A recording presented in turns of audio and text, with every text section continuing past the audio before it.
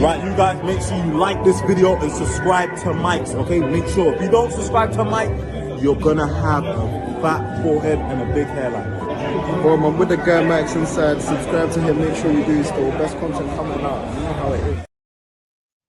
Hello and welcome back to another live, people. Welcome back to the YouTube channel. Make sure to smash the likes and subscribe if you are new. Welcome back to the GBO show. Oh my days, perfect timing. Welcome back to the GBO show.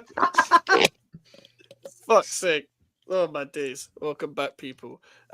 Yeah, another GBO show.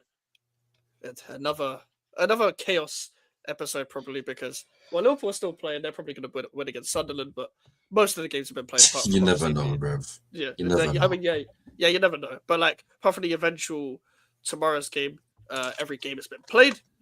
So apart from Brentford Arsenal tomorrow, yeah, everyone's played. Oh, fuck, the only game. Yeah, shit. Yeah, you are the only game. For some reason, I don't like this whole random game on a Thursday thing. I'm playing on Friday, bruv. There's always one random game. So it is what it is. I said I just peeped as a Spurs title and I'm not here. Hey, it is. I had a longer title with it. I had a longer title, but like, do you know when I make the title, I then put everyone's channels in the thing, and it's like too many characters.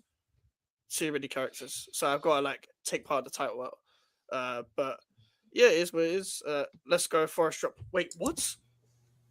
Yeah, they drew. No. They drew 0-0. Of course they against do. Wolves. With Wolves of all teams. Yes. That means yesterday didn't fucking matter. Thank God. Hold on. Wasn't it 2-3 months ago? Mike's was like, "Oh, I don't give a shit, man. We're getting relegated. I ain't gonna watch the games." We are getting relegated. We are still getting relegated. Why celebrating Forest dropping points then? Why do you want to survive? Hope left. I need every bit of hope left, Alfie. I still think I've been saying we're going down since January last year.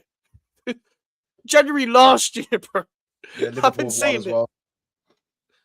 Yeah, nah, fucking hell. But yeah, I didn't know Forest drop. But I purposely didn't pay attention because it's Wolves.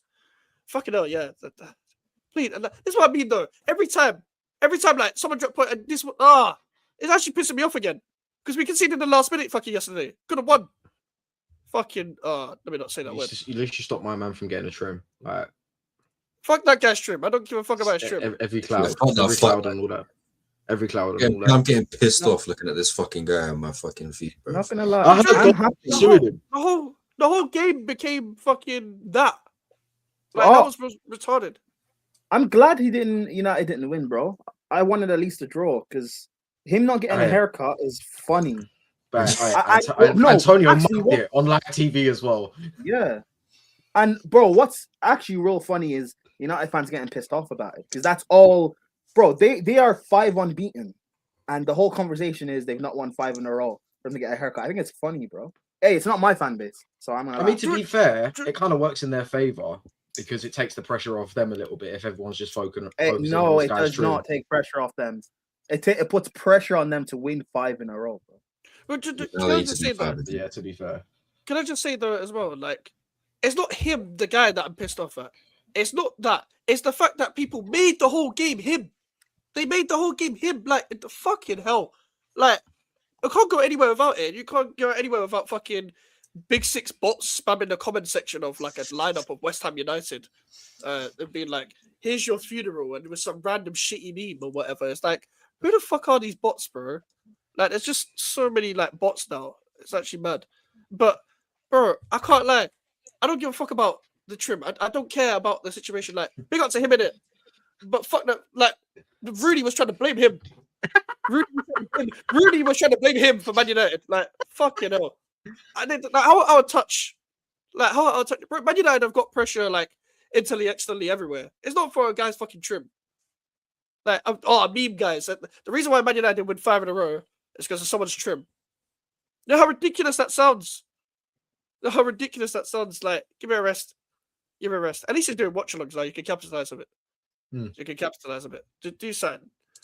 But yeah, big up to AJ. Just say you didn't want me there. But I just say you didn't want me. Bruv, you know you don't want to be you don't want to be here. I know you don't. Don't even try it, Elijah. I know you don't want to be here. Yeah, Liverpool did win. Liverpool did win. Yeah, we've got some hope at least. That's crazy. The fact that we're still given hope. Yeah, it's pure delusion at this point though. Like people are gonna say, "Oh, 5 points, this and all of this." Like, Well, it's only 3. oh, is it 3 now? Yes, Oh, it's 3. 3. Yeah. Okay. Well, West Ham, you're gonna fuck it up even more now because it's even easier. It's even easier. Like, I know my club, man. I know my club. Every time missed Yeah, opportunity. but that's the thing. You need Forest to concede at a minimum 4 goals because right now, even if you draw level on points, goal difference is fucking you up. Jesus Yeah. Christ. Like, and it's about game management as well. Like, we don't see out games, No. and that's the big problem for me. Like the Chelsea game, what's it called? The Man United game. Like, I mean, the Wolves apart- game was terrible. I mean, Like- apart from the Burnley game, obviously, like you guys were bound to win that game because Burnley are just lackluster in front of goal. Apart from that, yeah, completely. The Man United game, the even more recently the Chelsea game, that was a catastrophic capitulation from West Ham. You got Yeah, Todibo getting sent off for fighting with João Pedro. Adama Traore is pushing him, but and then you the guys are game was dropping lost by 3 then. points. The game was lost And by that's then. the thing It- as that well. wasn't You a- guys took a that- 2-0 lead. Yeah, but my problem with, like, don't get me wrong, Tadiba's a fucking idiot for that. But like the game was lost by then. Like it was putting Kilman on Yeah. to go 5 minutes. He put the worst defender on form in the league. Like to come on and see out a game. Are you stupid? Like, but this is the thing. We've been playing well recently, but do you know when you just start playing well now? It's like we're playing like we're comfortable. We're like a top 10 team. It's like cool. Where was this earlier? Where was this when you came in the job? Like it's quite simple as that. Like that's been my big problem. When's the last time? How has it taken you until now to start going, oh shit, we could get relegated here. Better buck our ideas up. Like, why has it taken that long for you guys to realize that? Because it's not as if you've only just got into this position. You were in this position when Nuno arrived. That's the thing. I would love to know like the logic because it's not like we've done anything. It's like we were 19th under Potter. We're 18th now. Like we're clear on 19th really because it's Burnley are shit. But at the same time, it's like it's not saying much. It's not saying much, and it's not like Leeds were on a bad run of form for a little bit, and we didn't capitalize on it. And you wouldn't have noticed because how bad other teams were around, and then they picked up points again. Forest have been terrible, but West Ham have been terrible. So it's like it's genuinely a hellhound being in this position, genuinely. And I've never really counted Tottenham as part of it. I know they're technically there mathematically, but come on, let's be serious. I don't think Tottenham will get relegated. If they do, good, but it's not going to happen. It's not going to happen. Speaking of Tottenham, when was the last time Elijah Voluntarily spoke about football on his channel? Not like when it comes to like current event, I don't know. But like, for example, on like From Out West, we'll refer to it based on like when we're talking about content. Yesterday? Was it yesterday? Today's Wednesday. No, it was on Monday. So the other day, when we were talking about like content and stuff, that's when we like bring up like a football current event or whatever. But like, other than that, we don't really want to talk about football on that show. I saw the video where someone else was talking about United Strand. He said during the video West Ham were too much. Like, it is every single club is trying to capitalize on the PR of some man's trim. It's fucking funny. Like, it's just weird. It's just weird. But West Ham weren't the main topic of today. Finally, a manager's been beheaded. Thomas Frank. He should have been sacked a long time ago, but Tottenham have not even won a game in 2026. They have not started the New Year, New Me resolution well at all. And Thomas Frank has been sacked. Obviously, Jesus Christ. it's been overdue. It's been way overdue. Yeah. And next Premier League game is against Arsenal, obviously. Yeah. And no, because they ain't even got the FA Cup because Thomas Frank got them knocked out of that. But so, like, Alfie, I'm going to start with you from your perspective, given the fact that the North London derby is coming up, like after the FA Cup. Like, I've never seen Tottenham sack a manager this close to the North London derby. So what's been your perspective? I mean, to be perfectly honest, I completely agree with you in the sense of what took them so long to sack him. And it's not even just about the fact they haven't won a game this year. It's the fact that we can't even remember the last time they won a game at home in the league. And, you know, considering they went through the whole situation with sacking and getting a new manager in, you thought, okay, there might be some sort of stability here, despite the fact that Levy then resigned. But you still sort of thought, okay, maybe they can have some form at home. They've been okay in the Champions League as far as like home games are concerned. But then again, they've not really been tested in terms of the way that they have been in the league. So to me, it's not a surprise at all that Thomas Frank's been sacked. Like you, I think it should have been done a lot sooner than this, because without trying to be too disrespectful, he's been fucking dreadful. Like, this guy hasn't had an idea of what he's doing. Like, this guy's turning up to games, drinking coffee out of an Arsenal cup as Tottenham manager. Like, don't get me wrong, as an Arsenal fan, I think it's hilarious. Like, you see it, like Thomas Frank's a gunner. Like, people are saying things like that, and we're laughing about it. But you can understand why Tottenham fans would be pissed off about it. Like, it's not like imagine if Arteta walked out and all of a sudden he's holding a Tottenham cup while drinking a coffee. Like, imagine how pissed off we'd be about that. But I'm not trying to make it so that, you know, this is the main reason he's been sacked, because that isn't the main reason he's been sacked. He's been sacked because his form as a manager hasn't been good enough at this club. And again, it should have happened sooner. But now Tottenham are in a very, very difficult position where they've got to look for a manager pronto, like you said, with the North London derby coming up. And from an Arsenal perspective, we've got to go out and smash this lot. Definitely. Like, completely. Like, they are there for the taking. They're vulnerable. Oh, yeah. Like, I feel like you had to anyway. But it's even worse. Like, I don't even know who they're going to have, man. And they'll probably have a fucking caretaker. But it's funny that you speak of that you speak of Arsenal, because I saw a mental fucking headline today, and I genuinely thought it was a parody account. But according to Matt Law, Tottenham Tears reposted this. One source said Frank was constantly going on to the players about Arsenal, and they quickly got sick of it. Before and after the game in the Emirates, he was telling them how good Arsenal were. The feeling among some was very much just shut up about Arsenal. Like,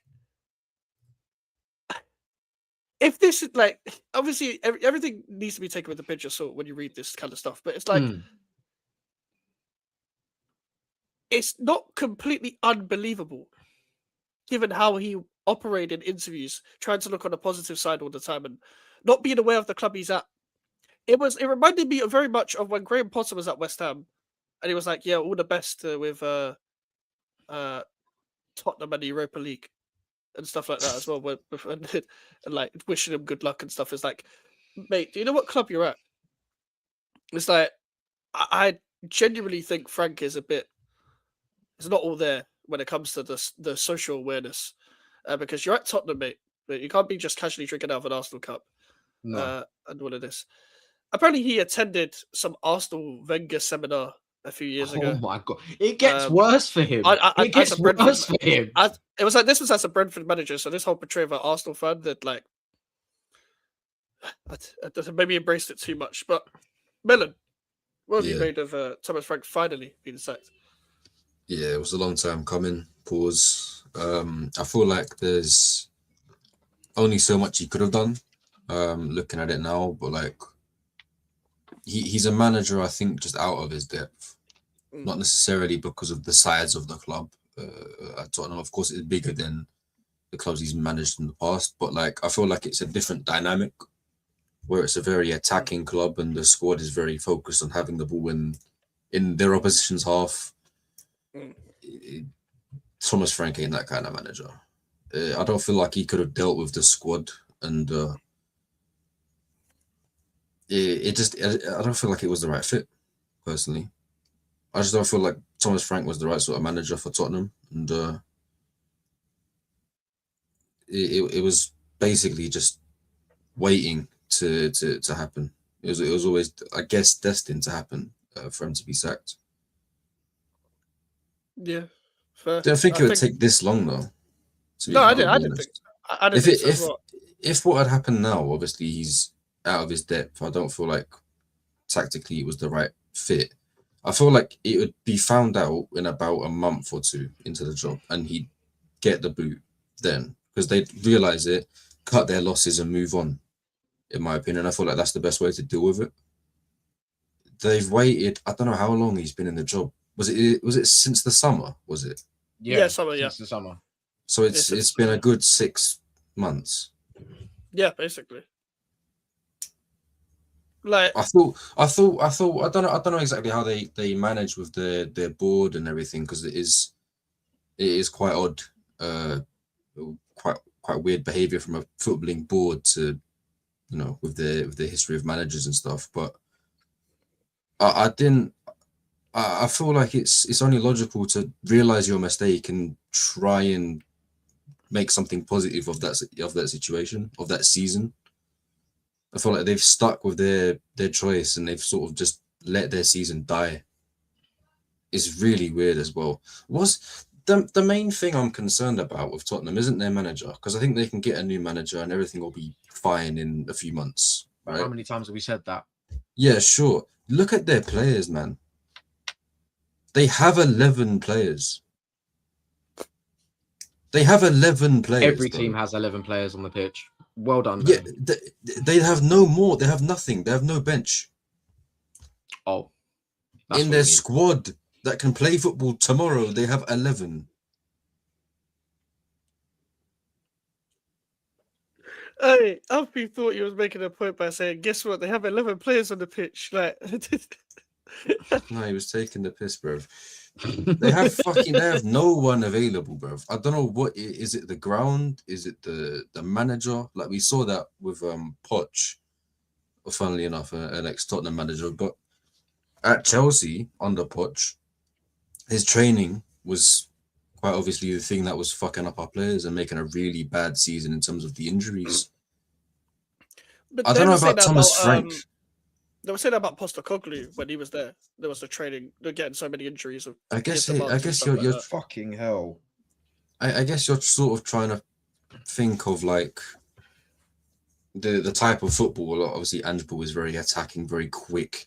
You're probably going to be training and there's going to be some pull-ups in training where your calf goes out or your hamstring gets pulled, whatever.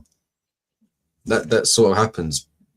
I don't know about Thomas Frank causing that, and they've had probably the worst injury problems they've ever had at the club this season. Like 19 players being out concurrently is ridiculous. I ain't seen anything that bad. That's awful. It's like it's terrible hiring of managers, but it's also then above that terrible squad building because they needed a midfielder that can pass a fucking football, and they got Conor Yeah. Gallagher, Yeah, and they've got so many young attackers that don't learn. I always talk about this, that don't learn from no one, because who the fuck are they got to learn from? So then you're just throwing Tel Odebert to the shores, sort of thing. Like, who are they going to learn from? Then your striker Yeah. options are an injury crook Solanke. Conor Mawani divides a lot of opinion, and Richarlison's been there for way too long. Like, this is what we're looking at here. This is what we're looking at.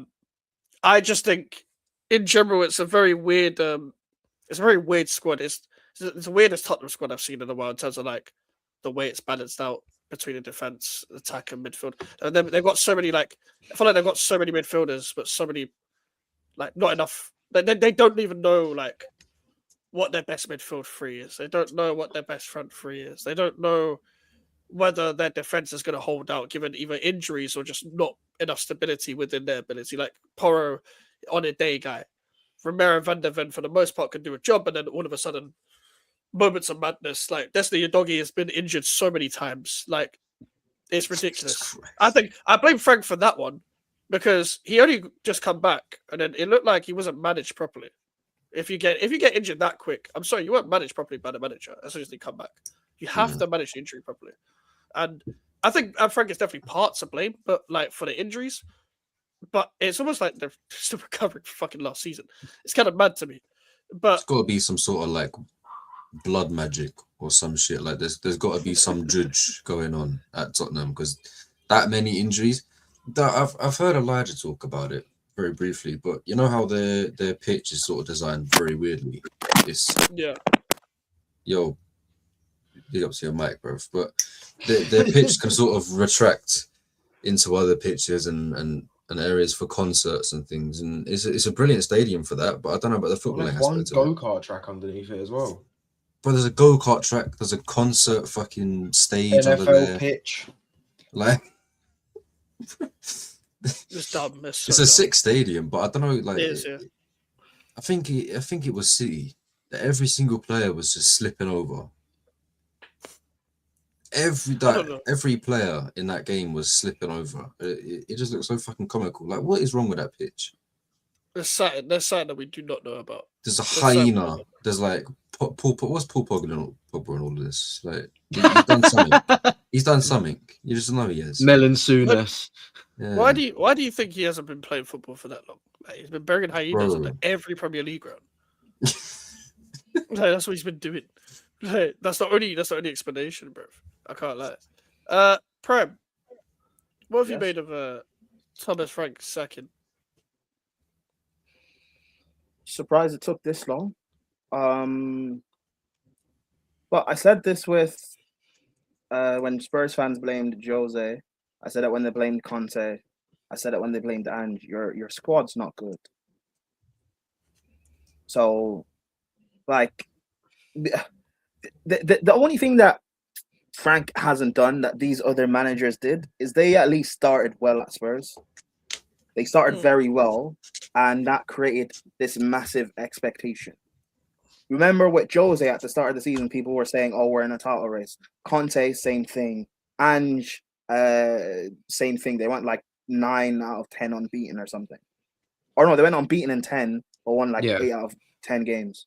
And people were talking about a title race. Like, your team isn't good. Mellon said they don't have a good squad.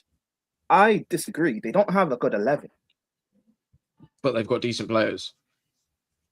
I mean, some, yes. I think This is the worst 11 I've seen at Tottenham. To be you fair. could even Yeah, the- they don't have a good even- 11. Like, you like, can at even least the pick player- out 5.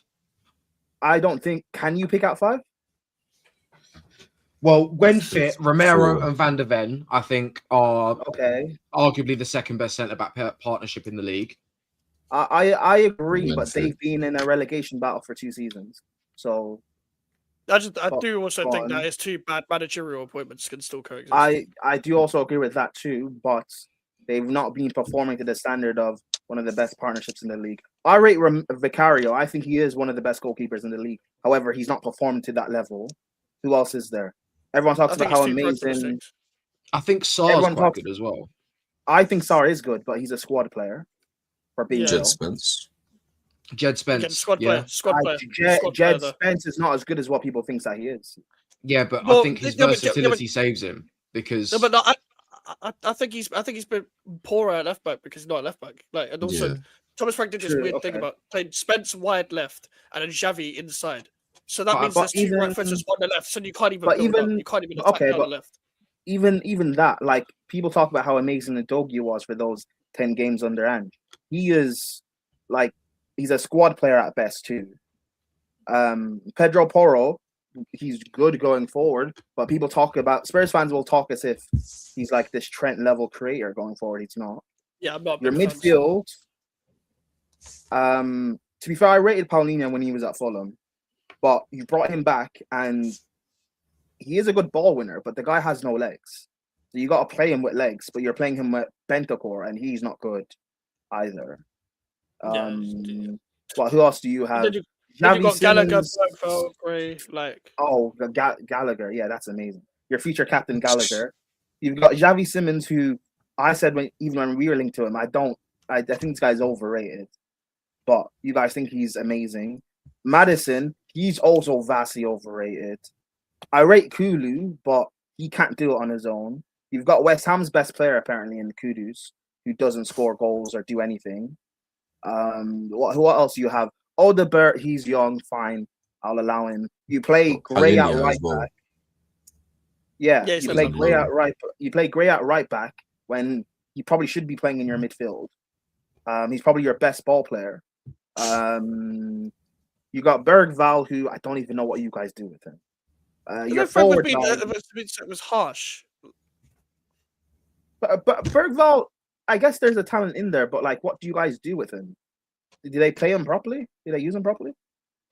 No. Bergveld is just a young. He's a raw talent, isn't it? He's just like, but he's not like fucking Messi, is he? Like the way they speak. Yeah, like, but when you look at their midfield, but Spurs fans speak about every player that's somewhat good at their club as if they're big and amazing. You've got what Solanke. He got was it 20 goals at Bournemouth or something like that, and then People are acting Yeah, as he's if always he's looking at one of the best strikers in this league. No, he's not. He's not. I don't really think he's better than Richarlison. Not saying something because I don't rate Richarlison. Like this is your Same squad. level. This is your squad. These are the players No, that are I competing agree. for your 11. So it makes sense I when agree. you have poor squad building and you have continuous poor squad building, and then you have a terrible appointment. This is the situation you end up in. Like I saw it with Chelsea when we sacked Tuchel and then we brought in Potter, and we also had a squad of players that were injury prone and just not willing to fight and show any real quality. You just started dropping. And when you're a big club and you end up in a bit of a rut, same thing with happened with Arsenal and Arteta early on. When you start losing, you continue to lose and continue to lose, and then your fear factor goes away, and you continue to lose. And all of a sudden, like Arsenal in December with Arteta were in a like quote unquote relegation battle. Man United, look how terrible they were with Chelsea. We were on a road to 40 points. This sort of thing can happen, and when you keep him in a job for too long, it continues to goes from bad to worse. And sacking Frank now, like, why sack him now? What makes the difference now as opposed to sacking the game before or a few games before? Why sack him now? Because the North London derby is coming up, and you want to try and the ownership wants to try and appease Spurs fans by getting a draw against Arsenal potentially and stopping them from losing the league. Oh, well done. Is that all you guys want to do and try and achieve? You won Europa last year, which is great, and you fully deserve that. But you're supposed to build on these trophies. Yeah, and that's something that English clubs never do, especially when they're not competing anyway, is capitalize. I think so. I get it. I get what you're trying to say, Villa fan, about like it, like front three of Odegaard, Richarlison. So, like, I get it, but the point is that Tottenham, like, despite how bad the squad is for their standard, it's not 16th. It's not good, like in my opinion, especially for Tottenham, but it's not 16th. No. Like I think a manager's job is very simple when you just when you put it bare down to the basis of are they getting the best out of what they have? If they're not getting the best out of what they have, no matter what the level is, when you think it's 7th place or something, like for example, let's say if Tottenham were competing for fucking like 5th to 8th place, it's still bad for Tottenham as of recent years. At the same time, there'll be more of an argument to it about, okay, it's Frank's first season, but also the squad isn't that good and the recruitment is that bad. But we're talking about 16th. And yes, people would be like, but Ange got them down there as well. But let's be real here. Two bad managerial appointments could coexist. Just because the previous one was bad doesn't mean the next one's going to be good. Just because the previous one was good doesn't mean the next one's going to be bad. Like that's not how football works. It's not. You have to analyze it in the isolated situation. Like, I'm just gonna go through the comments quickly, just so we can get everything. Like, and yeah, Tottenham owners don't care about the club. They have same kind of ownership West Ham do. Yeah, like, it's true. It's true. Question for Alfie: do you think that Arsenal should win all their league games prior to the big one away at the Etihad? Well, let's have a look at the game, shall we? Okay, so we've got Man City in. So when you say the big game, are we talking about the game in the league, not the League Cup final? Yeah, league games. Okay, so we've got Brentford tomorrow, Wolves next Wednesday, Tottenham next Sunday, Chelsea the Sunday after that, Brighton on the Wednesday after that, Everton, Bournemouth, and then City. Realistically, I'm expecting maximum points. I'm expecting maximum points. Should be, exactly. It should be going, especially like going into the City game, especially like. Whether people want to believe it or not, I think the running's already started. Fair. And at this point, we need to start picking up maximum points in every single game that we've got left. We can't go into games just pissing about, trying to knock the ball around the back and hold on to what we've got. We need to be going for the jugular here. Like, we need to be putting teams like Wolves and fucking Brighton and teams like that out of sight. 4-5-0, bosh, done. We can't have any of this pissing about shit, letting the teams attack us. We need to start taking chances, taking the advantage of the chances we're getting, and everyone needs to be on board. Yeah, fair enough. Fair enough. It's Tottenham Heights against caretaker. Tottenham are screwed. He was such a bad manager. Ajax were back comfortably. No, he was terrible. He was terrible. Yeah, it is So cut by him, bad. but no, he was terrible. I think Spurs need to just realize, like, what do they really want to be? Because they had that squad towards the end of it, which, like, it needed a revamp or a bit of a rebuild or whatever anyway. But then you went and got Jose, and you tried to see if, with those players on their last legs, can we possibly try and win something? And you sack him before a final. And then you go to another defensive manager in Conte, and you don't really back him up quality. And then it tails off towards the end, fine. And then you bring in Nuno for a bit, and even if he started well, you guys still get rid of him. And then you go completely different in a style of play. You go get Ange, but you have a squad of defensive players, really, so they can't really sustain playing his style. I wouldn't necessarily say Nuno started well. I mean, he won his first 3 games, but then he did start well. He got manager of the month, no? Not his first 3 games. Yeah, first month. But then he shit the bed. Yeah, he did start well. And then you go and get Frank, this defensive manager, and what? You guys thought he would start playing this attractive Spurs ball. No. Like, where's the due diligence you do in finding manager? Why did you think Frank would start, playing on the halfway line and having ball-playing centre backs and splitting the lines? That's not really what he does. It's not really what like with Frank. To be fair, though, what I will say is that he has played. Like, the problem is, like, I hate when managers make a reputation of themselves at one club and then they change completely. Not change completely, but like they change from what they were good for when they moved to another club. I'm not saying this was an upgrade, but when Potter did the same when he was at West Ham, he was known for like switching around his tactics and doing quite well in formations and stuff like that. As well, he didn't do that. Frank playing like different styles of play based on the opponent. He didn't do that. He just went full defensive mode all the time. Like, there's been a few managers that have been like, okay, you made the move, but why have you not just carried on what you're actually good at? That's the reason why you're brought here. And then they changed their whole fucking way of thinking when it comes to football. Why did you, man, think it wouldn't take this long? And Elijah said it was 8 months. I think we have a higher idea of what your board is than what it actually is. Yeah.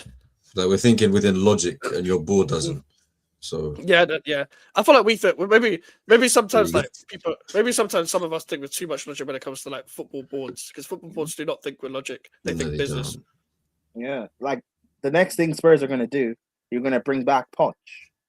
And Poch himself, he's already doing the rounds. Poch is on podcasts and stuff talking about about Spurs and, it's been my dream to win the Prem and Champions League. I still believe I can win the Premier League one day and all this sort of stuff. That'd be... It's come out as impossible according to the board. They've accepted it's impossible to hire Poch. For Poch. After the walk, yeah. So very good timing as well. Yeah. Go on, Prem. No, because I've seen there's a short list, right? Well, at least I'm just going off of reports and tweets that apparently Poch was on there. I think Carrick. They were looking at Carrick before he got the United job as interim, and they're also looking at Robbie Keane, and he's managing in Israel. Robbie Keane. To be fair, he's doing a good. To be fair, he is doing a good job for that level where he's managing, but he shouldn't be getting this first job either. But he also shouldn't leave his job to be an interim. No, I'm talking about like long term, like the actual job long term. Oh my god! Not fucking now. Hell! Yeah, god! Yeah. Did you think I meant Poch for now? No, as in Robbie Keane. I'm talking about like. Oh yeah, Robbie Keane long term. Yeah, well, Spurs. Why are you leaving your job for an interim? Yeah. Not only that, why are Tottenham going to Maccabi Tel Aviv for managers? Yeah, I don't know. I don't know. Maybe they want a holiday. Is De Zerbi one of the names on that list? Yeah, De Zerbi's one Oh of the yes, candidates. De Zerbi is on that list Oh, as well. don't get me thanks. started. Oh my god. Ryan Yeah, I'd Mason's say- there as well. De I'd say Zerbi's interesting. on the thing with De Zerbi, yeah, because it Yeah. is quite interesting. Iraola. With De Zerbi, he's been sacked like 2 days ago, and now they decide it's time to get rid of Thomas Frank. I feel like It's because Tottenham are like there's a West Ham little in that bit of a sense. connection. Like Yeah, they but like- won't go for managers who are in a job. They went for Ange. Yeah. No, Andrew's I like think Celtic. Spurs are trying to strike because they were looking at Carrick and then United got him as interim. I think Spurs are just trying to like strike in case De Zerbi ends up in a job quickly. But they're like, what is your real plan, Spurs? Like, what are you actually trying to like do and build? We've been asking for this for years, isn't it? Because Exactly. because as much as everyone loves to give Poch credit when Spurs were great, quote unquote, and they were challenging for titles and whatever, your club was also ran well in terms of like the young talent you brought in. I know you developed Kane from the academy, but you brought in Dele and Ericsson and all this sort of stuff. You know, Alderweireld. You did a good job back then. You're not doing that sort of shit now. So I don't. What you're going to bring in De Zerbi and then he's going to end up punching Romero, That'd be funny. or Romero will punch him. Yeah, De Zerbi would be one of the worst appointments Tottenham make, and De Zerbi is so overrated. I'm sorry, Yeah. but you know when like you got a possession-based manager, cool, but they still have like an organization within the defense. This man does not care about anything. I play my way. I play this person out of position if it suits me. I saw Timothy Weah at right back. This guy was meant to be a striker like a few years ago, bro. Like I don't know what I know. Oh, it's the 3 at the back in possession. Cool. Out of possession, it's a fucking 4 at the back where he's been taken on 1v1, bro. He's a natural attacker. Like it's a Mikel Antonio, but just American. Like it's just an American Antonio. You just put a striker at fucking right back, bro. Could you imagine tomorrow, yeah? Like just next West Ham game, Callum Wilson's at right back. Just because like he could invert or some shit, or like he could fucking invert from right back. You know how stupid that is? You know how stupid that is? Like it's dumb. Hoyland's at left back, like for Napoli tomorrow. Like I'm just making examples in my head. Like Don't want to give him Nicholas Jackson. ideas. Yeah, bro, Gyökeres Nicholas is at left back. Like, what the fuck? Yeah. Yeah, Gyökeres is there. Like Nicholas Jackson playing fullback for Bayern. Like, what are we doing? What are we doing? Probably Because his Tottenham best play- position, actually. Nicholas Jackson, bro. Hey, you never know. You never know. Because Tottenham Wait, paid Brentford. No, sorry, go ahead. My bad. Go ahead. Because Tottenham paid Brentford 8.7 million to get Frank out. Brentford plus the 3-year contract he's on, they end up costing Tottenham £24 million. Earning £24 million from a sacking, gotta be the best job in the world. I'd get sacked for Bro. £24 million, of course. I'll take that any I day. love it, man. I purposely fuck up just to get the big bag. I hear it. Innit? I'd start playing Van de Ven up front. Right, Then again, I'm that'd at probably work. be a good idea. Yeah, I that would play be Vicario good. up front. Yeah, stick Vicario up front. Yeah. To be fair, Vicario they probably Kinski need front more three. Inverted. They look more Ramsar games down the played. wing, down the left wing, Bergvall down the right wing, I mean, to be fair, Frank did that. Richarlison in goal. Charleston and Fucking goal. pigeon. Jokes. Fucking remix team, bro. Could you imagine the reaction on the face of Richarlison? It's like, yeah, tomorrow, bro, I want you to be in goal. It's like, what? They put the gloves on. It's like, If, what? What if do you mean? Vicario gets injured, what are they actually going to do?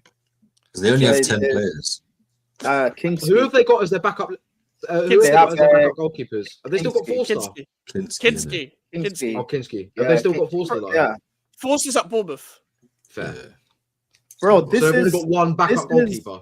this is Spurs' No, defense, no. by the way. They've got Brandon Austin. Kinkman, Udogi style, bang bros. That's their defense, and you expect them to keep clean sheets. Their third choice is Brandon Austin, who's been there all his life, and he's just there for vibes. Like he's one of them guys. With the He's training doing the goalkeeper. Scott part. He's doing the Scott Yeah, Carson man. thing. Yeah, he's just Yeah, he's one of he's a those- young Scott Carson. He's like 24. Like Yeah, but he's one of those academy guys that He's just stayed 27. for he's one of those academy guys that stayed for a long time. Like Jamal Yeah. Blackman has a Champions League medal with us, I think, because he was just Yeah. here for what? ages. Yeah. Jamal Yeah. Blackman got that Champions League medal. Oh my Yeah. god! He is. I didn't even Brandon know. Austin's been at Tottenham, pretty like you said, pretty much his whole career. He's only made 3 appearances for the club. Club legend. Like, fuck it. Yeah. Like, He's Max, Did would one he you of get take a Frank? winners medal for the Europa? Probably. You never know. Max, would you take Frank to West Ham? At least you have a team set up ready. No. The thing is, I wanted Frank at West Ham when he was at Brentford.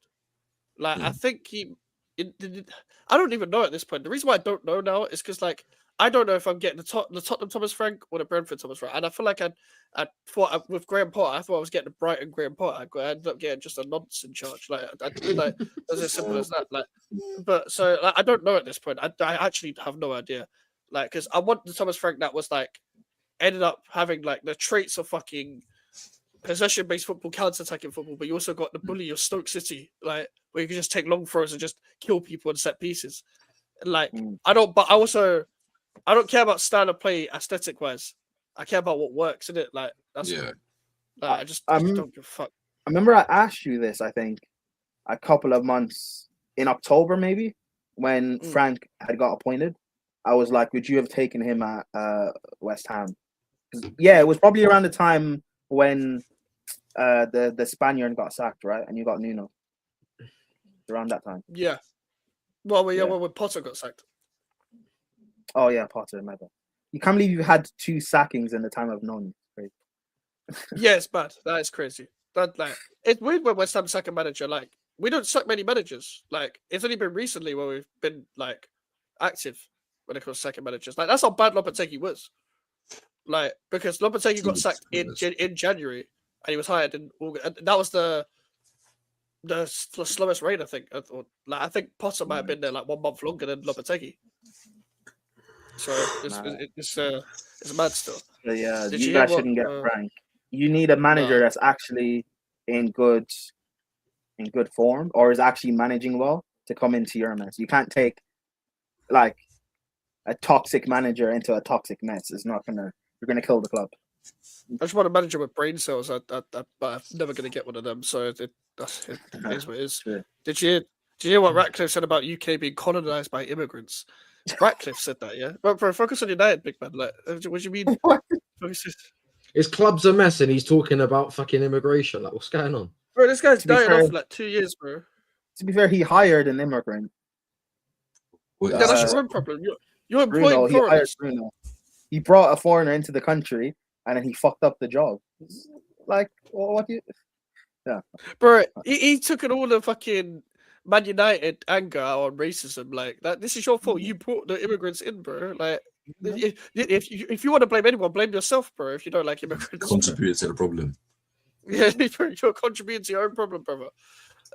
Was about to say Spencer's better than any Chelsea left back, but they got Kooky. Was there any Chelsea like that? They've got like Hatta was better than him as well. Like, don't get this shit twisted. Spence is not better than he's not better than Gusto. At left back. No, but like, what's it? Spencer isn't a left back, so why would we even? I'm not even putting anyone really like. That's what he means, though. No, I just mean even as Gusto's just better than them anyway. Yeah. Gusto is better than Spence. Yeah, I just mean that in general. Better than him. But I do like Jed Spence. I do like Jed Spence at right back, but that left back. What are you doing?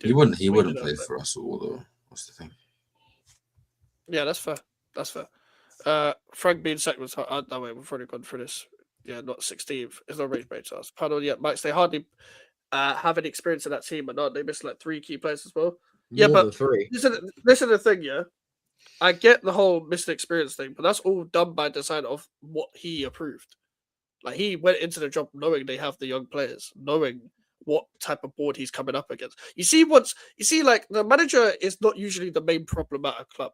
However, you know these managers, they are talking to these guys that they are being hired by that are the problem. This is their own fault for taking the job. I say this all the time. It's like they never do research into the job they're taking. So if you don't want your reputation to be ruined, don't take the job. We know that Thomas Frank isn't the main problem at Tottenham because we've seen how many managers that have been at Tottenham. But the point is, I wonder how good do you think the squad is? How bad do you think the squad is? It's not 16th. Research first. And it's not 16th. And you could have got more out of them. It's not 16th. And the league is more competitive now. The relegation teams have better squads than Spurs. And could have gone ACL as well. I can't say it'd be like Frank should have done more. None of the players bar Van der Ven getting a Sunderland team. You see where I'm going to counteract this? You know why the Sunderland team is so like good right now? Because they coach well. Yeah. Like it's common. No one knew, like, apart from me that watched the championship, no one knew about Trey Hume, bro. Like, no one knew about Trey Hume. You know the reason why these fucking wingers like Taibbi and all these men that you've never heard of before are playing well? It's because they're coached well. But it's also because there is no pressure at Sunderland. There is no pressure at Sunderland. You can literally, they're not going to get relegated, so they can play free fleeting. You see, they've lost their first home game. They're not going to care because there's no pressure. It's their first season back in the Prem. At Tottenham, no matter how, whether Tottenham's a massive club or not, it's still massive pressure. There's pressure there. Whether it's a winning type of pressure, it's different. But there is no pressure at Sunderland. There is still a lot of pressure to do well at Tottenham. There's still going to be eyes on you doing well at Tottenham. And that's why if like an Odebert or a Mateus Tell was at fucking Sunderland right now, they'd be fine. They'd be fine. You could be a young winger just playing for Sunderland right now. You can't do that for Tottenham. It's almost as if that Thomas Frank was oblivious to the pressure that he was going to be under when taking the Tottenham job. I mean, think about we all saw it coming. We all saw that there was going to be pressure on Tottenham to build upon that Europa League win. But at the same time, we all sat here saying it's never going to happen. But clearly didn't do his research. And he's not the only one either. He's tarnished his reputation. Yeah, and that's the thing. Like, a lot of these managers don't. Like, do you know when Conte's gone out complaining about in interviews about, the Tottenham bought this? Bro, are you stupid, bro? Like, who do you think interviewed you, bro? Like, who do you think you was talking to in the interview? Did you think you were, like, are you stupid? Are you genuinely that stupid? Like, do you know when managers come to West Ham and start complaining? Like, who are you talking to? Look, do you know who hired you? Are you stupid? Like, do you not look at the previous managers that have been at the club before and think, oh, do you know what? These men got sacked because they didn't get backed properly. So why the fuck are you taking a job? Are you stupid, bro? Like, do you just want the, if you come out and just say, I want the payout, I'll back it. I hear it. I fully hear it. And there's no other logical reason. You know who you're being hired by. You know if like what's it called? If I go into a job interview tomorrow, yeah, and the company has a history of racially abusing Indians, I get hired on the job, yeah. I get hired on the job. I get called the P word tomorrow. Whose fault is it? Whose fault is it? Like, let's be real here. Let's be real. Like, it's like they don't research what jobs they're being hired by. Like, if you're a West Ham manager, you need to know who David Sullivan is. If you're an English person that's being hired by David Sullivan, you've watched The Apprentice. You know who Karen Brady is. Why are you still taking the job? Why are you still? Is that the Tottenham? Levy's not there anymore, but their board are stupid. Their board is. It's not just Levy. It's not like eliminate the bald man and everything's fine. That's not how it works. That's not how it works. There's still bad people, footballing wise, in that board. Why are you going for the why are you going for that job knowing who is trying to hire you? I don't fucking understand it either. Who is it? Fucking Enoch? Is that the fucking group? Yeah, Enoch, yeah. And Why if you're shit at your fucking job, yeah, and there's millions of fans, hundreds of millions of fans worldwide, I don't understand why you're still in the job. I don't get it. I don't get it. Why do you own a football club, yeah? We're talking about West Ham situation. Why do you own the club if you don't like football? If you don't understand the game? Why? I've never got that. Like, if it's football owners are money grabbing whores. If it's money, then you're gonna have to do a good job. Like, to make a sustainable like business, you're gonna have to make sure the business makes money. And you're not making money by getting relegated. You're losing money. You're losing TV licenses money. Like, it's stupid. The more you do shit at a club, the more you're gonna lose money. Like, I don't get it. So why own a club if you're not qualified? It's legit like they think business is the be all and end all, and they end up losing money. Like, cash out on selling Kudus, and that's the only good thing they've done monetarily, bruv. Like, I don't get it. Bro, we didn't even do that. But we should have sold him for more. Like, with the PR, we should have sold him for way more than we did.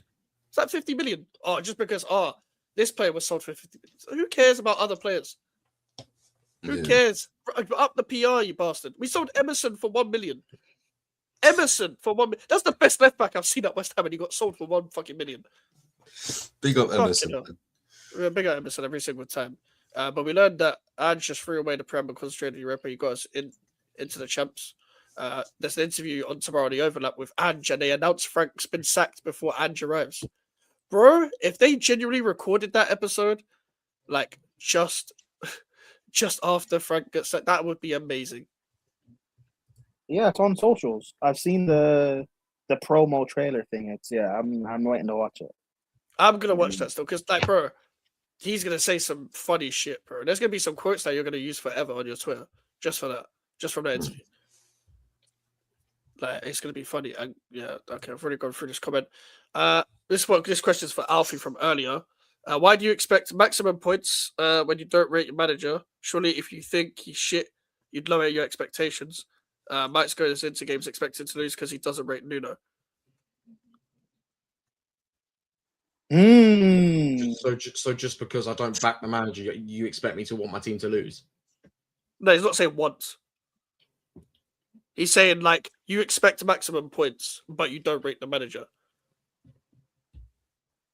Because I know that the players on the pitch are capable of getting maximum points. There you go. There you go. Now the fans are asking for Poch back or De Zerbi, like anything will change. Oh yeah, don't get me wrong. Nothing's gonna fucking change with that.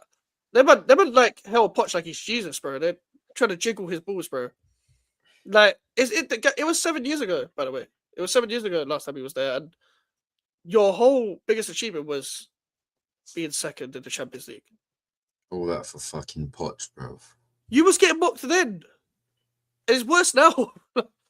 Yeah, but at least they believed. You know, what's Spurs' motto?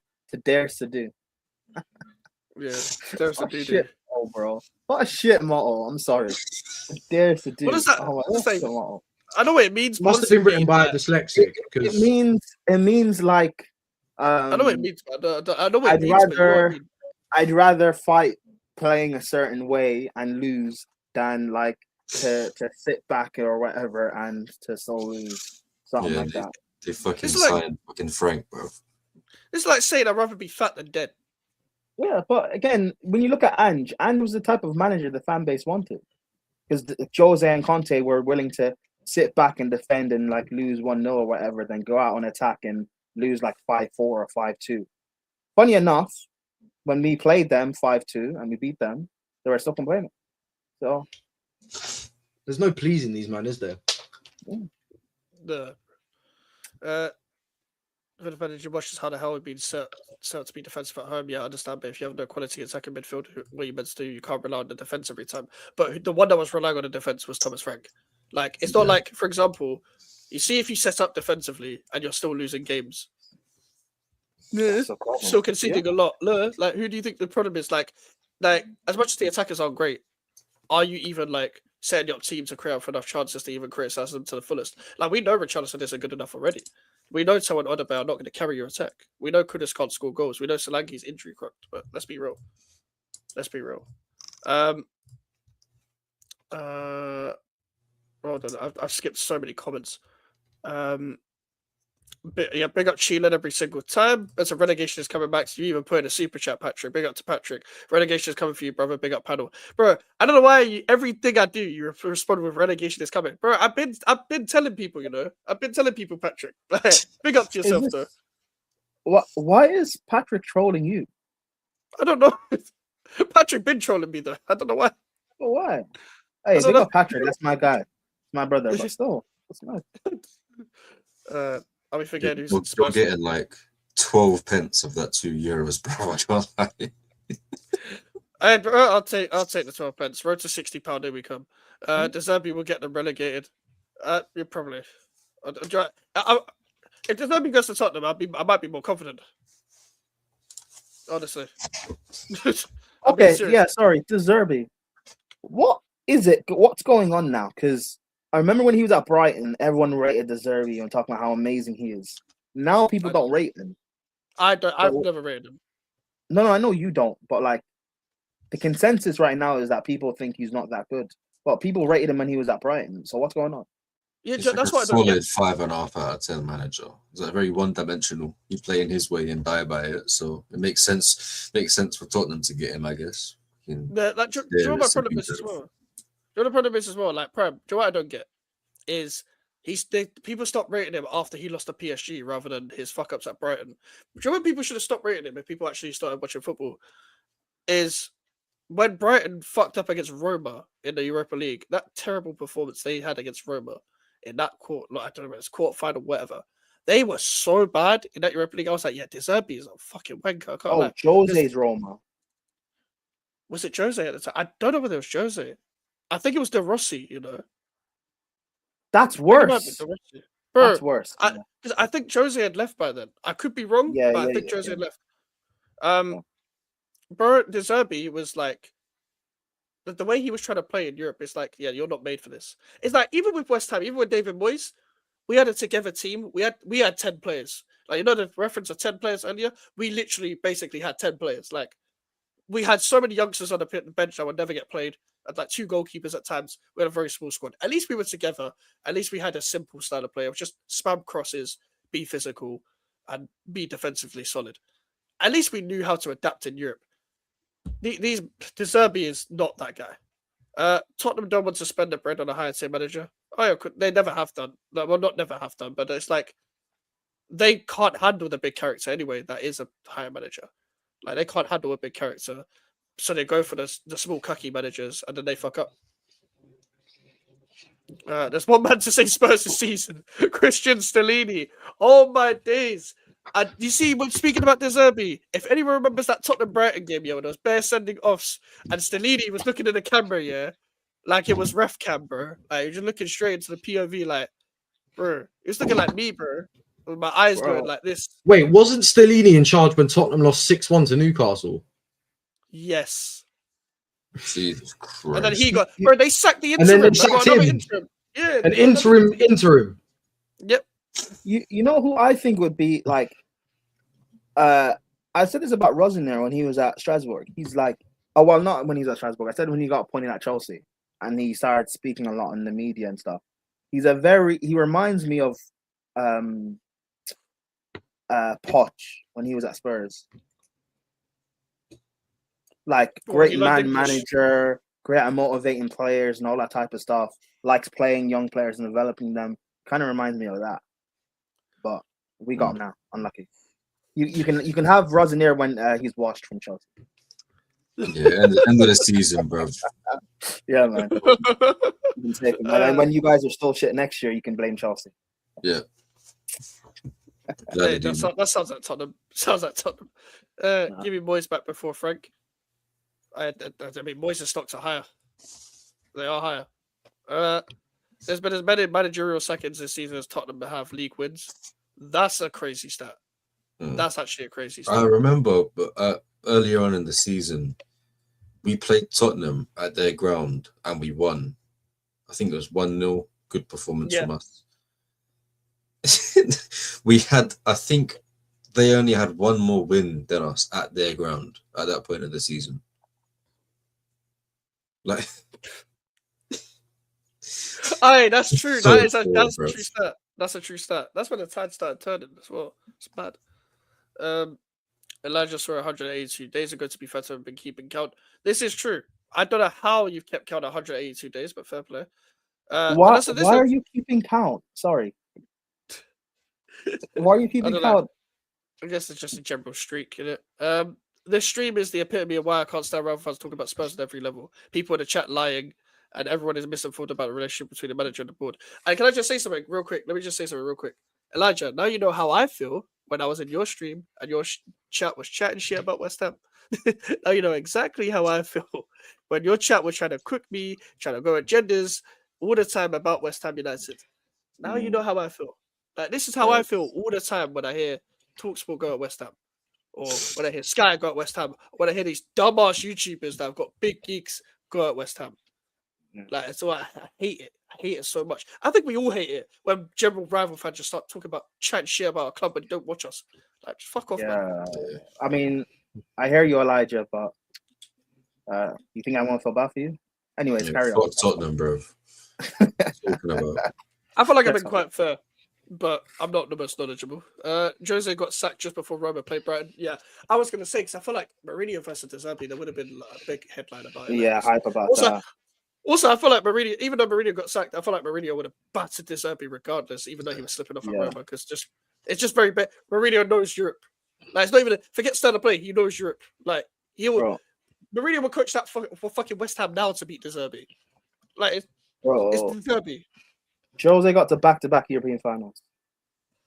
But Roma, I rate it. that team was ass. 'Cause I watched Roma regularly was because Jose was there. They're ass. I watched it And then they- regularly from Mourinho and Tammy Abraham. I can't like, so I watched them at West Ham. Yes. And then they got what's his name? Deserbi? De Rossi. No, not Deserbi. De Rossi. De Rossi thinking there's a big difference. He had a little purple patch, manager bounce. And then He was the ass too. he was the spaghetti social of He was the spaghetti social. I can't lie. He was to get that former player in, just fucking managing, bro. Just get that former player, bro. It's like it's all. I hate the former player shit, yeah, because Carrick's the only one that I've seen actually do anything tactically. Like everyone else is just like vibes and that's it. Like, I hate it so much because I'm like, what the fuck am I watching? Linguini gonna Solskjaer. Some fucking feel good factor as well, bro. It's been like that with fucking Frank Lampard twice. It's, the fans are like, don't worry, mate, proper Chelsea and all that. So Frank, and then we fucking finished fourth with a bunch of fucking idiots. Like, Hey, but Melon, it could be worse. We could have got gaslit into keeping a manager doing shit for 5 years, 7 years, and not winning anything. So could be yeah, worse. Fair enough. that could happen. Fair enough. Oh, shut up, man. We beat you in the semi-final. But speaking of Chelsea, Yeah, Do you have to? you guys had one job, man. You guys had one job, man. You guys, you guys proper hate West Ham. Like that's why I've clocked. Like every time West Ham need a favor, never help us, but you always batter us because we're fucking terrible. Obviously you man drew to Leeds at home. I did not expect that. I also would have never expected Leeds to come back from 2-0 down. And one of the goals was like prime FIFA 14, where like you know when like on FIFA, yeah, where like you could for some reason just slide tackle the goalkeeper for no reason. Like, yeah. like that's what it looked like. But obviously from you man's perspective, like what the fuck happened, man? I mean, first of all, it was very similar to. Did we have a GVO show for the game before in midweek? What as in Was like that or was that in the weekend and that was midweek? Because I'm getting confused. There's a game every 2 days, bro. I don't know which game you're talking about, but Wolves. we The had last- Napoli. Away. The last League Cup game. Yeah. The last League Cup game was the last GVO show. Remember we Okay. played Tuesday and the GVO show was Wednesday. Yeah, And the week before that was the Napoli game. Yeah. that was fucking hell. Yeah, it was very similar to Wolves. The Leeds game, very good performance in the first half. Sort of found the scoreline a bit too good to go full throttle, pause, and sort of stepped off the gas a bit. Got a bit complacent, conceded. I felt like we didn't do enough in the first half. I feel like there's something maybe we could have definitely built on. I think the first half, we obviously ended the first half 1-0 up. Very good performance. I think one of the best performances under Rosanera, in my opinion. Really good, fluid football. And really enjoyed the actual game. Being completely honest, I really did enjoy it. Probably should have capitalized a little bit better on our chances, looking back on it now. Really good goal from João Pedro, really good assist from Palmer, really good weight of pass and everything. Good. You'd love a 2-0, just a little bit more cushion. It's a dangerous scoreline, and we saw that, but it's fucking shit. Second half, you fall off the cliff. And the performance for the first maybe 10-20 minutes of the second half was good. You do a fucking stupid little fucking It's fucking Leeds. We're 2-0 up, whatever, man. They're shit. They can't defend. They've given away a penalty in the second half. Palmer's done a really good penalty, and it's been all right. And then you just get complacent. You just stop concentrating. Caicedo has to overexert himself. Gives away a penalty. It's 2-1 now. The dangerous scoreline is coming to fruition. And then 20 minutes later, they get a second from some of the most shambolic defending I've seen all season. No one knows what to do. No one's asked to put a foot in. They just get close and move. Conversation with a handball, I guess other people can chime in with that, whatever they think. But the last 30 minutes of the second half really wasn't good enough. Really poor. Couldn't find the back of the net. Had a really good opportunity to, I think, on the 94th minute of 97. And Cole Palmer, similar to De Bruyne in the 16-17 season against us, from pretty much under the crossbar, puts it above the crossbar. And it's an opportunity wasted. 2-2 full time. It's really poor. Scoreline didn't represent the game at all, in my opinion. What was the main cause of it? Was it just like moments of madness, do you think, or just lost control? Like two moments of complacency. That's it. And Leeds, I'll give them their credit. They capitalized on it very well. Scored their penalty. Did very well to get the ball in the back of the net for the second goal. This fucking shit defending from us. And I feel like it's a major disappointment because Palmer let us down, even though he got a goal and an assist. And Caicedo let us down because he gave away a penalty. I think everyone played well apart from the 2 moments of stupidity, really. yeah, fair. Like I saw Jaden Bogle in the front three when I looked at the Yeah. lineup, so I was so confused. I saw 6 defenders for Yeah. Leeds. And to be fair, I've seen it again. I saw like a bit of the Forest game where Leeds played. They seem to be getting defenders out of the pitch and just having bare energy. It's just such a weird team. Like Daniel Farker is so lucky that the league is shit because I still think he's shit. But at least they're together. That Statch guy for Leeds has had an amazing season. He's had an amazing season. I can't lie. He's been the main drive. Anthony's done well this season. Even Brendan. I never thought I'd see Brendan Aronson have a good season. I never thought I'd see the day. Like, because this guy wasn't even good at the championship at times, but this guy stepped up. So fair play to him. Who's the Welsh right winger that used to play for United? Daniel James. Dan James, yeah. Yeah. He played. I couldn't fucking. I was like, what? Why do I recognize Dan James for some reason? And I realized it was from a fucking Squad Builder Showdown. I ain't seen that guy in 7 years, bro. I ain't seen Dan James since that Squad Builder Showdown in FIFA 19, bro. I'm not fucking lying. Bro. Like, I don't know where this guy's been. Daniel James has the funniest career ever because, like, I remember watching the Leeds documentary that happened in lockdown and the season before 18-19.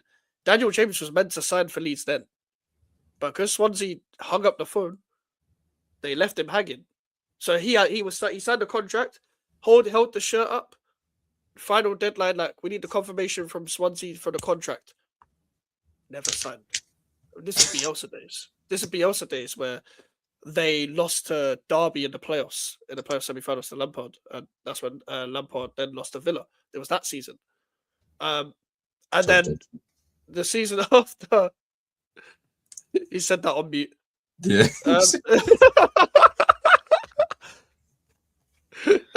Then Daniel James ended up going to Man United, and Yeah. very weird. So now he's at Leeds now. Prem, what did you make of Chelsea drawing to Leeds at home? What game? For fuck's sake. No, I'm joking. I watched it.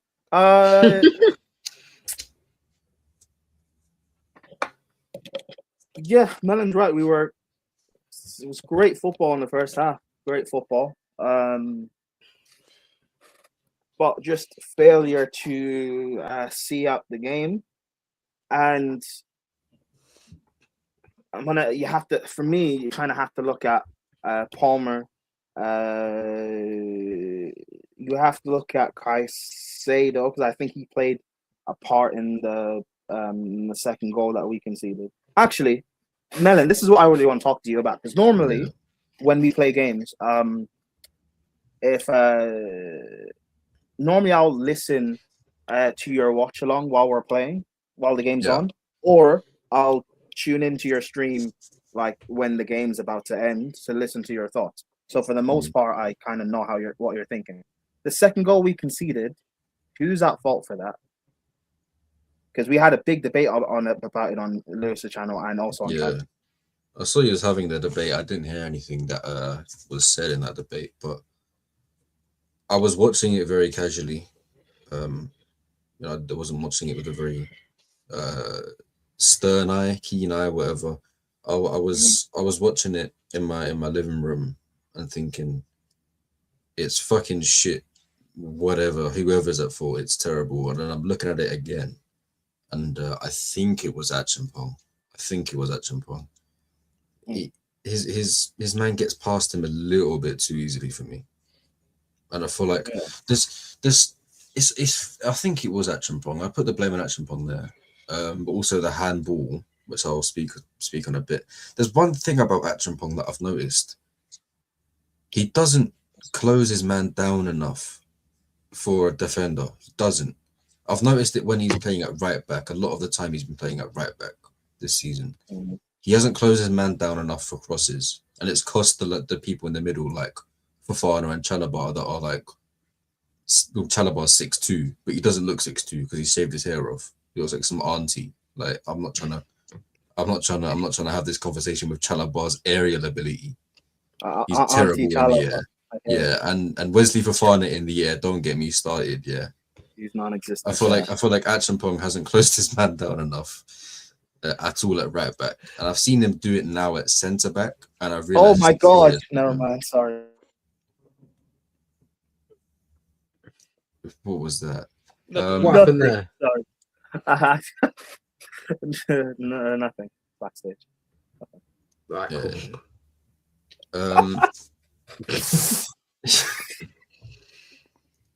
Basically, I thought like Acheampong was at fault. I think he doesn't do well enough, and I'm not sure if it was Acheampong or was it Caicedo or Santos just allowing him to get into the area in the first place with the ball. I feel like they just didn't do well enough, and it's annoying as fuck because you talk about Acheampong making a mistake for the second goal, and everyone played so well. The game, literally like that moment of chaos that just completely everyone just forgot everything. They forgot how to brain fog.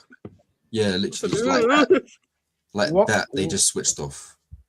My thing with it is to see out the game, I'm looking at like our quote unquote experienced players and I'm looking at our better players. That's why for the Palmer chance at the end, you have to bury that. If that's Neto who misses that, or that's like Garnacho or Delap, I'm not. I mean, I'll still cuss him out, but I'm not going to be as angry because I'll be real. I'm not expecting them to score a tap in like that. But I know that sounds bad, but like I'm not surprised. God. I'm actually not surprised if they missed that. But with you, Palmer, like I screamed when you missed that. Like how?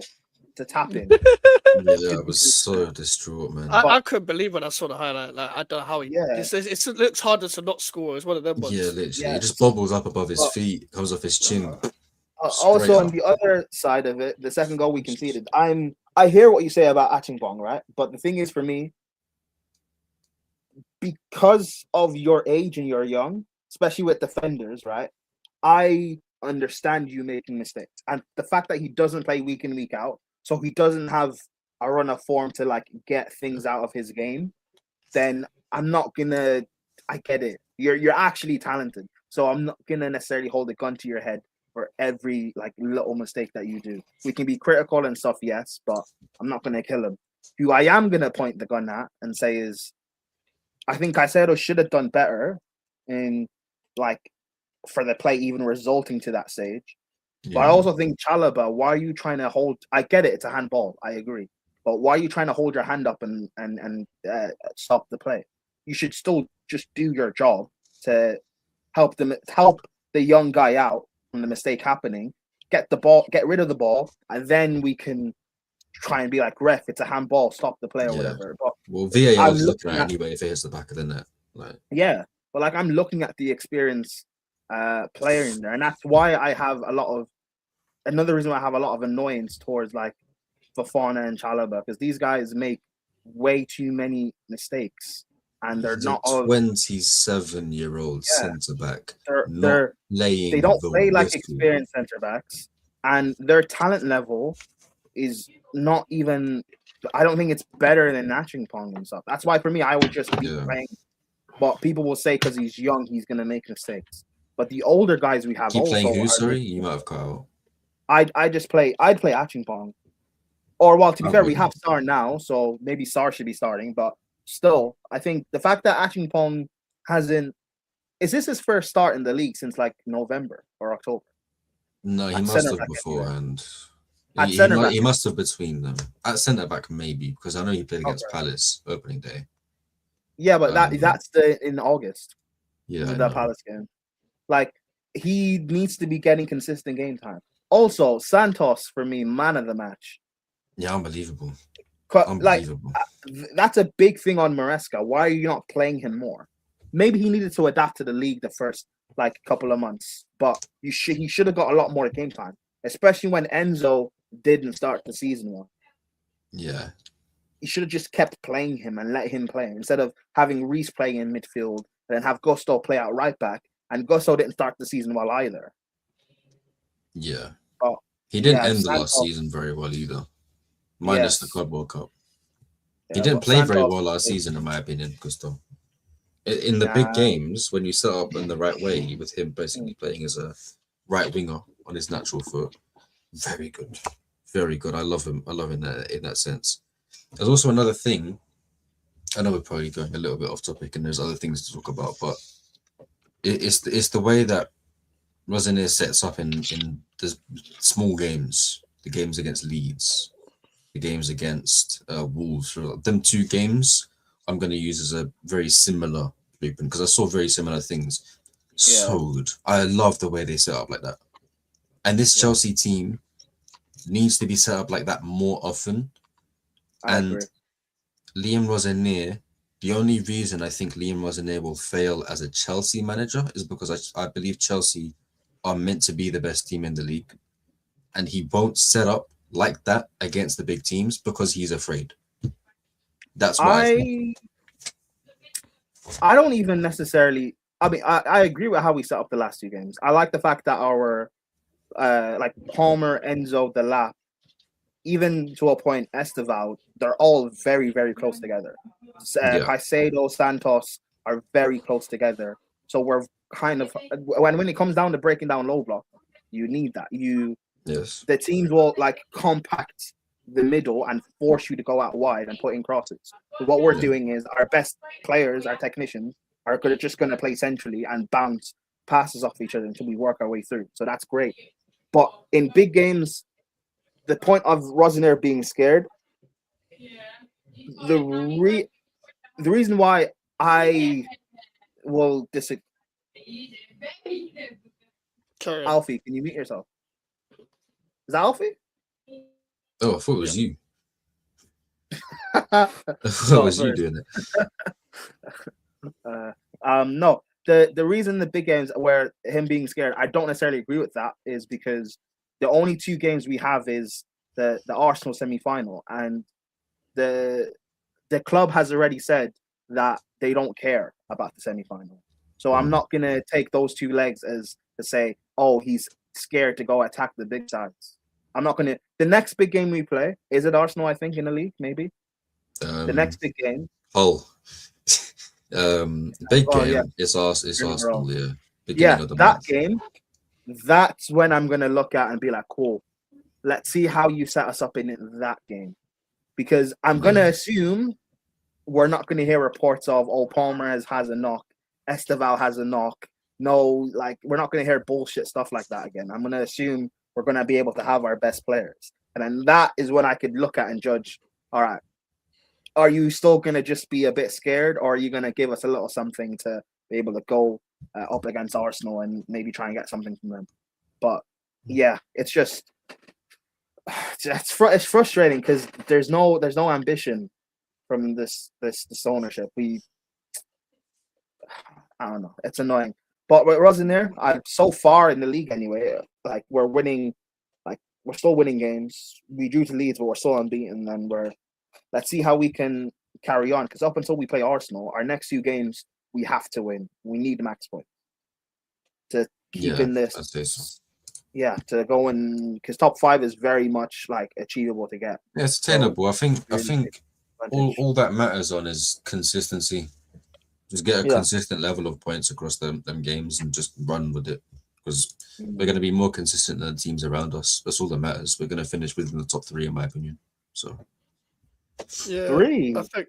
Yeah, we're going to be more consistent than Villa and United. Villa are already falling off. Man United are much worse than you probably think they are. First, what do you think about João Pedro? Yeah. Do you think he's a massive upgrade on Jackson? Yes. Okay. I've seen shooting technique from him that's way better than Jackson's ever produced. And I don't see Jackson as a striker, in my opinion. If he came back to Chelsea, now, guess where he'd play? Left wing. That's where he'd play, and he'd shine there on the left. Yeah, he'd be so good. With the left wingers you have, with fucking Jackson out on loan, oh my god, like Jackson on the left would be sick. Yeah, I look at João Pedro. I don't view João Pedro as a striker. I think he's a false 9. I think he's a centre forward. That's what he is. He's a general forward. He's so good as well. All it takes is him confident and in good form. This guy is unbelievable. But hopefully with Maresca gone, because that was the beef between them two. So with Maresca gone, hopefully Rossinier can work his manager magic and speak to Jackson and play him off of that. Yeah. You just got to... Actually, no, I don't even want to make that joke. Haven't you... I haven't asked you this... Mike, I agree. I haven't asked you this yet, Alfie, but if Arsenal beat City in the League Cup final, will you say Arsenal win the league? If Arsenal win away at the Etihad in April, I say we'll be champions. What do you think? Do you think would that give you more confidence in being champions? What, beating Man City at the Etihad? If Arsenal beat City in the League Cup final, will you say Arsenal win the league? If Arsenal win at the Etihad in April, I say we'll be champions. I think for me personally, Arsenal beating City in the League Cup final was the first stepping stone onto us going on to win the league. Because as I've said before, for a team that hasn't really realistically won anything as a group of players, obviously, yes, some of the players in our squad have gone on to win trophies elsewhere, but they've not won anything as a collective at Arsenal. So in my personal opinion, I think if with the League Cup final coming up, that should be the first stepping stone. That should be the bit of silverware that gives them the taste for winning trophies. And then they can go on and use that confidence to go on and win the Premier League. Whether that is going to happen, time will tell. Time will tell. We do not know what's going to happen in the League Cup final until we get to Wembley on the day. And like every other Arsenal fan, I'd rather not see us travel up to Wembley for a waste of time. So I'm honestly hoping that we can go on to win the League Cup. And in an ideal world, you'd like to think that that game against Man City at the Etihad would probably be the game that decides the title, unless, of course, City managed to mess up more before then, or United or Arsenal seem to bottle it again. I think that's the way it's going to go. Fair enough. Carl and Mike, both Tottenham and West Ham have shit fixtures, so in my opinion, neither will take advantage of opportunities to get more points.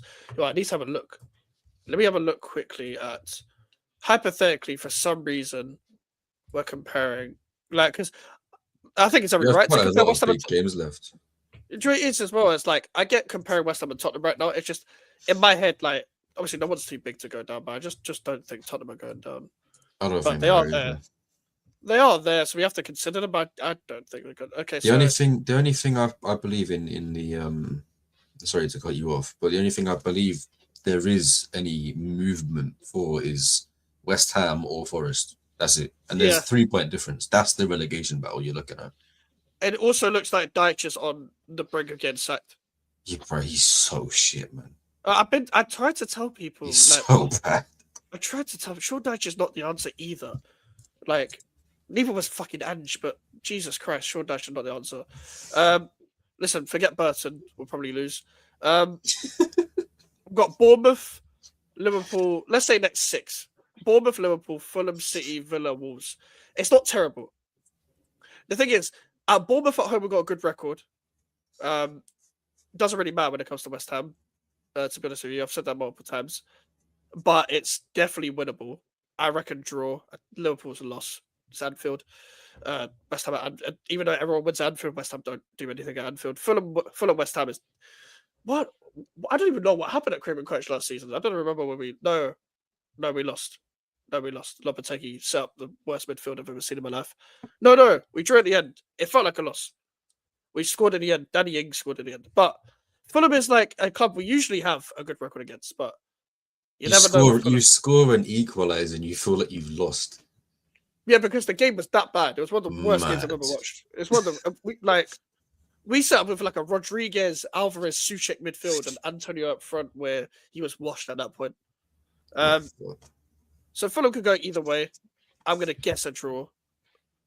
City, probably a loss. Villa's difficult. We did draw there last season. We can get something, but probably a loss.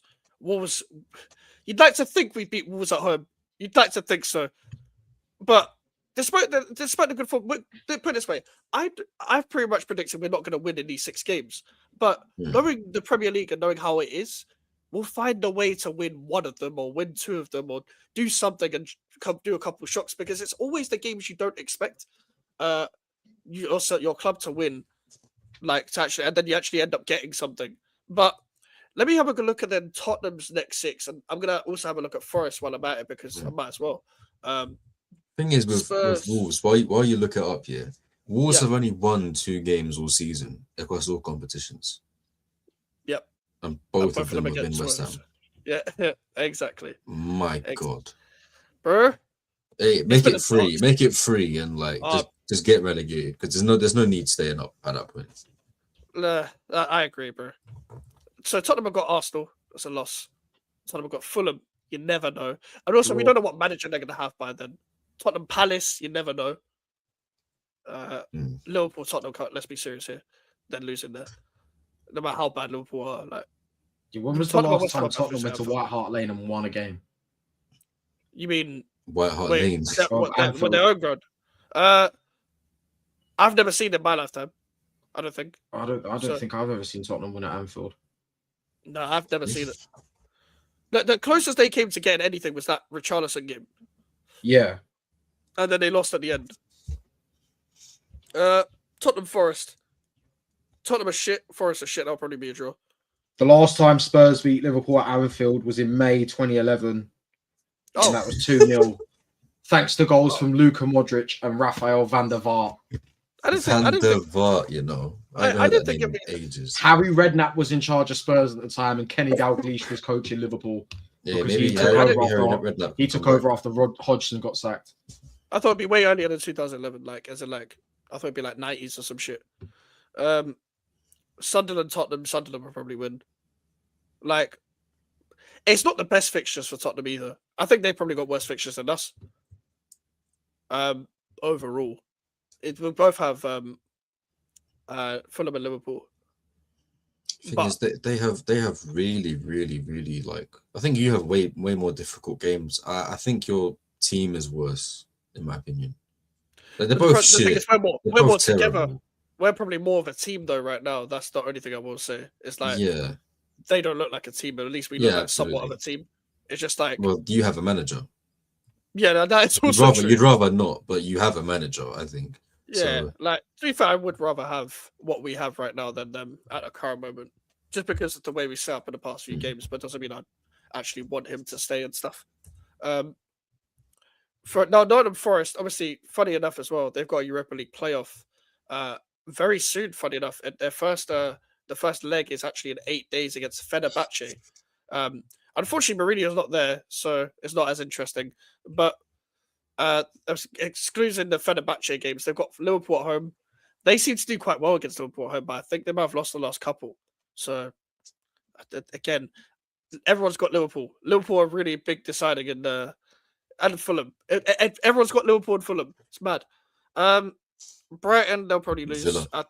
I don't think Brighton. I don't think Brighton are great right now. They've been shit. I watched them against Villa. They've been stinky. But yeah. Also, Baliba, by the way, he got hooked like 20 minutes in. He was having the worst game of his life. He got a yellow card in the first minute. He can't handle physicality. I told people, a Prime will vouch for me, yeah? And we were trying to tell people time ago, Baliba's not that guy. Bro, I'm Believe seeing he's not that Touchline was telling me that fucking he was better than Caicedo. Like, Oh, Baliba. Oh, I'm a Jesus believer. Christ, Yeah, man. bro. we were telling trying people time ago. Yes. Like, Baliba is not your king. He's not your savior. Like, Not he's your not it, savior. bro.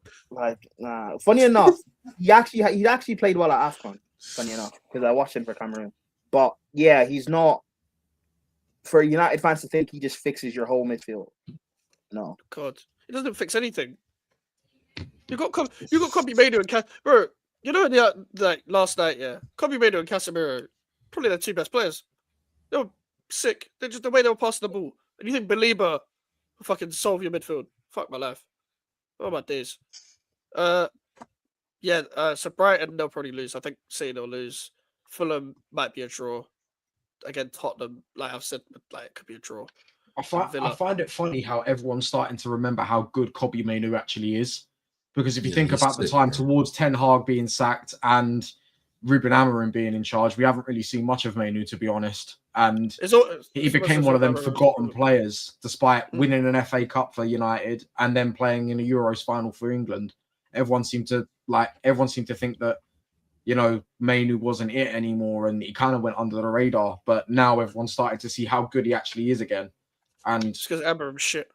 yeah, and to be fair, at this moment in time, if he continues this kind of form and this reign of form, he's making a statement for himself to be in the England squad going to the World Cup in the summer. He should be there anyway. He's gonna let the country No, down. but I and think it's gonna be amazing. I think Thomas Tuchel's going to be one of them managers that says if you're playing and you're playing regularly and you're putting in decent performances, it's not going to be like the rest of the time where players are being picked simply because of the stature of the name alone. I mean, yes and no. Tuchel has done that though. I mean, but let's be real though. Was Gareth Southgate picking Elliot Anderson? No, he wasn't. But like at the same time, I don't think Tuchel is. I think Tuchel is still going to think like Gordon is a good player. Well, No, like, I don't think he midfield- takes Gordon. I don't think he takes Gordon. I think the right option right now would be to take Rashford. Oh, he's taking Rashford anyway. When you look at the midfield option, the midfield like the 8/DM options, Rice obviously is going, Anderson's going, Wharton's going. That's what 3. But I don't want Reece James to go, you know. I don't want him to go. He will go though. I think he'll be Reece England's James- first choice right back.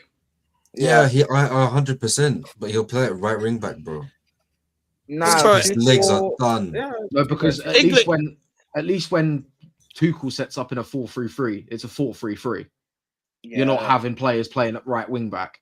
Tuchel will invert Reece and have Saka hug the right touchline. That's fine. I can't wait for the most sideways football ever. I can't wait. It's gonna be beautiful. when people think people think Tuchel is a big difference for England, even though people were saying Tuchel's not a world-class manager because of Bayern. Awesome. Great. Let's see, man. I mean, Let's see what I've kept the same energy with Thomas Tuchel. I saw Madueke get picked over Bowen. I knew what type of manager he was. Right When- now, I'm saying when- don't even take Saka. Nah, Saka's gone. No, but I don't Saka think he has should to go. go. He's got like Saka the has X factor of the team. Like he has to go. I don't give a shit. Saka has to go. Like I'm not being We ain't- fair enough if he was on form. By all means, take him to the World Cup, Who's but not if England's he's stinking captain, out the right? gaff. Yeah, England's you say captain's that, Kane. but when people talk about like you bring players on form, which I do agree with, but every national team will always bring their best player, even if they're not on form. So Saka's going. like Bowen should start, but Saka should go. Yeah. I Bro, can't wait you for the think World Cup. you think Bowen's going over Wanyeri? Does he know? I don't think Wanyeri goes either. Fuck's sake. Nah, Nah, it's it's a okay, joke nah. for Arsenal fans. that think Ranieri's better than Bones. Dougie Critchley, the fucking bald prick, fucking looking Oh, like you remember his Hitman, bro. name? Like he looks like Hitman, Yeah. bro. Fucking I retard. think it's a fucking I can't barcode. wait. I can't wait until the tournament, bro. I can't wait until everyone's seeing how amazing Kane is this season. But people saying potentially Ballon d'Or. I can't wait until the World Cup, and people are saying, "Oh, Kane's washed now." Because I'm really looking forward to the World Cup, man. I'll be honest. I'm half and half. It's gonna feel like 2010 again. I mean, the first game's course, Mexico, half and South half. Africa. Oh god, I fucking wish it felt like 2010 again. I Yeah. fucking wish. I was 7 years old. Oh, I I had a must World be in Cup chart. 6. Yeah, I had a fucking World Cup chart and shit. Like I had it on the fucking living room wall, right? The next team and shit like that. I want Sticker that. album and everything. I might get a World Cup chart if there's still one. I might do that. What with happened? I'm getting a sticker album. I don't care how old I am. I do the stickers every tournament, Euros and World Cup. I Charlie, might generally go back to my childhood. I might get match attacks. Charlie, Do you know what? I might have to do a stream where we put the stickers in the book. Like we see who we get individually and put the stickers in the book. No, you're autistic. I can't lie. Not officially, but I know I've got some sort of autism brain. There's Like, I know something it. going on. I just know it. Match attacks though, I can hear though. It's a GV But not autism show. Panini stickers. You're telling me you never the collected? autism I did, and then I turned 10, bro. Like, No one here. I'm not what I going said. to act all mature here, bro. But Is it me? Am I the only one that's never played like match attacks and stuff? I've never played match attacks. I just don't know how collected the you cards. played. I never I just actually collected played the game. I I've just never collected the played cards. It's just like, it's not like Top Shot. I've never collected them either.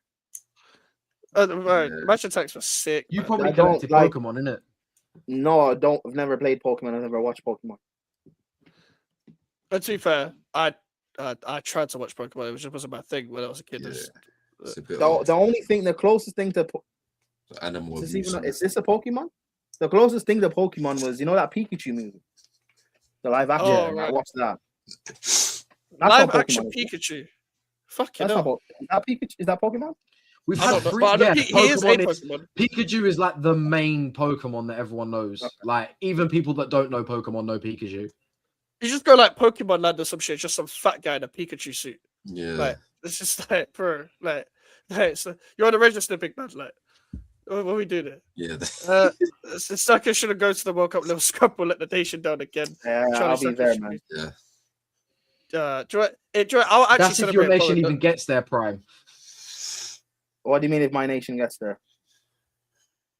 He's still That's gonna if hate they don't- regardless. That's if they don't shit the bed against Czech Republic. So, what, you think I can't still hate on England if Ireland's not there? You think that's how it works? Do you think the World Cup gets banned from Ireland just because we can't watch? Just because we're not there, we can't watch it from. You think that's how it works? It should do. Yeah, but why would you want to if your team ain't there? Arsenal haven't won the Champions League ever. Why do you watch the Champions League? Because my team's in the competition. There So was a big even the time when it times wasn't though. Yes, and you Yeah, still and watched it. them times I was watching Europa League. You didn't watch Champions So League. you was never watching football on a Tuesday, Wednesday night, is what you're telling me. Well, I mean, to be fair, I did tune into the Champions League final in 2019, only to see Tottenham shit the bed after 30 seconds. But probably And that was the greatest hate only watch- game.